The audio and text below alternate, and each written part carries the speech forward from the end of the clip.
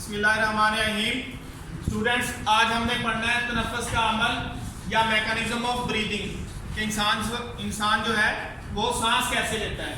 गैसों के तबादले से मुतल्लिक़ जिस्मानी हरकत। जब गैसों का तबादला होता है तो जिस्मानी हरकत में क्या तब्दीली आती है, इसे कहते हैं तनफ़्फ़ुस। अब तनफ़्फ़ुस के दो मराहिल हैं, इंस्पिरेशन और एक्सपिरेशन। इंस्पिरेशन को इनहेलेशन भी कहते हैं। अब इंस्पिरेशन के दौरान क्या तब्दीलियां वाक़ई होती हैं? सबसे पहले सांस अंदर खींचने के दौरान रिब्स के मसल सिकुड़ते हैं।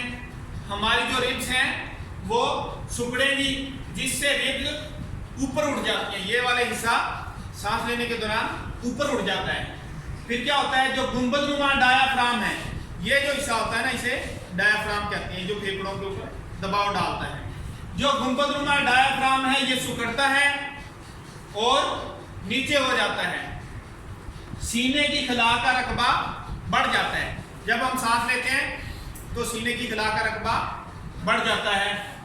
फेफड़ों के ऊपर दबाव में कमी आ जाती है। फेफड़े दबे हुए होते हैं जब रिब्स इसके ऊपर होती हैं, लेकिन जब हम सांस लेते हैं तो क्या होता है, उनके ऊपर जो दबाव है उसमें कमी वाक़ई हो जाती है और फेफड़े फैल जाते हैं।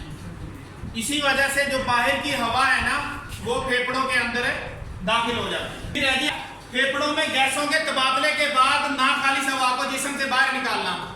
एक तो जैसे हम सांस लेते हैं, ये इंस्पिरेशन है, ये एक्सपिरेशन है। जो फेफड़ों की हवा है उसको बाहर निकालने के अमल को कहते हैं एक्सपिरेशन। इसमें क्या होता है, रिब्स के मसल रिलैक्स हो जाते हैं, जिससे रिब्स जो है वापस अपनी जगह पर, जैसे रिब्स उठी थी ये वापस अपनी जगह पर वापस आ जाती हैं। डायाफ्राम के मसल्स भी रिलैक्स हो जाते हैं। ये डायाफ्राम है, गुंबदनुमा हिस्सा, इसके मसल रिलैक्स हो, अब ये फैले हुए हैं, ये रिलैक्स हो जाएंगे। डायाफ्राम अपनी उठी गुंबदनुमा शक्ल में वापस आ जाता है। सीने की खला का रकबा भी कम हो जाता है। इस तरह सीना फैला था, अब सीने की खला का रकबा कम हो जाता है। इसके बाद क्या होता है, फेफड़ों के ऊपर दबाव में इजाफा होता है। फेफड़े सिकुड़ते हैं, इनकी हवा बाहर चली जाती है। फिर उसके बाद क्या होता है कि नॉर्मल हालात में इंसान 16 से 20 सांस लेता है। नॉर्मल हालात में कितने सांस लेता है? 16 से 20 मरतबा। लेकिन जब इंसान सख्त काम कर रहा होता है, हार्ड वर्किंग कर रहा होता है, तो उसमें क्या होता है कि इंसान के सांस की रफ्तार तेज हो जाती है। उसकी वजह क्या होती है, जब जिस्म के अंदर कार्बन डाइऑक्साइड का लेवल बढ़ जाता है। जब इंसान तेज काम करता है तो जिस्म के अंदर कार्बन डाइऑक्साइड का लेवल बढ़ता है।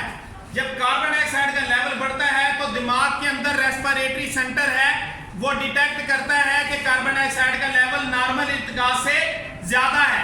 जब कार्बन डाइऑक्साइड का लेवल नॉर्मल इर्तिका से ज्यादा हो जाता है तो ये तहरीक देता है रेस्पिरेटरी सेंटर को कि सांस की रफ्तार को बढ़ाया जाए, सांस की रफ्तार को बढ़ाया जाए। तो ज्यादा जो कार्बन डाइऑक्साइड पैदा होती है उसको जिस्म से बाहर निकालने के लिए जो है वो ज्यादा रेस्पिरेशन करनी पड़ती है, जिसकी वजह से जो कार्बन डाइऑक्साइड ज्यादा पैदा हुई है उसको जिस्म से बाहर निकाला जाएगा। तो इससे क्या मुराद हुआ, जब हम सख्त काम करते हैं तो जो रेस्पिरेशन की रफ्तार है सांस की, वो नॉर्मल से ज्यादा हो जाती है। 35 से 40 मरतबा सांस लेता है जब इंसान सख्त काम करता है। आम हालात में 16 से 20 है। जब हम सख्त काम करते हैं तो उसमें रेस्पिरेशन की रफ्तार बढ़ जाती है और 35 से 40 तक चली जाती है।